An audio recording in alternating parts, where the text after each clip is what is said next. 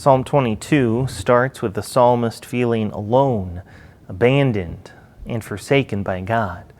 But throughout the course of the psalm, his sentiments change, and he shares his belief that the Lord will be faithful to him, that the Lord will keep his promises.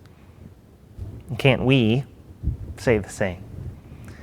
You know, sometimes in life we do feel alone, we feel abandoned. Maybe even at times we're even tempted to think that God has turned his back on us too.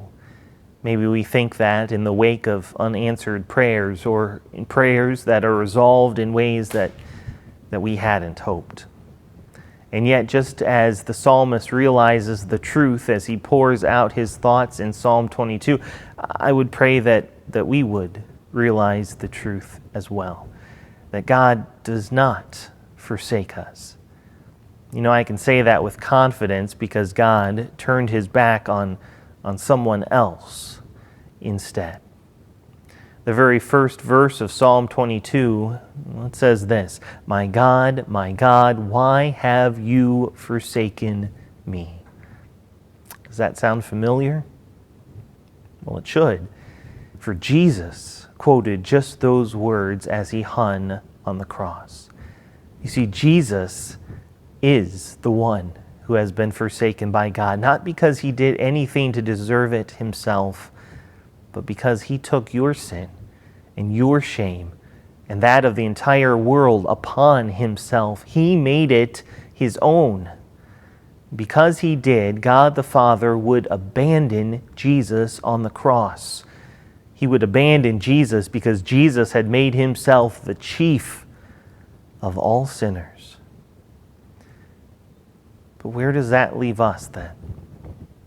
Well, since Jesus took our sin upon himself and paid its price by dying on the cross, it leaves us, all of us who have been baptized into Christ, all of us who have been given faith in him, it leaves us forgiven and free. You see, because Jesus paid the price for our sin in full, because Jesus was abandoned by God, we can rest assured that we never will be. What great news that is for us. What great news we have then to share with those around us too.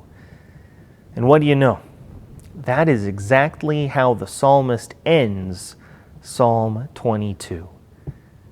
He says this, posterity shall serve him. It shall be told of the Lord to the coming generation. They shall come and proclaim his righteousness to a people yet unborn, that he has done it.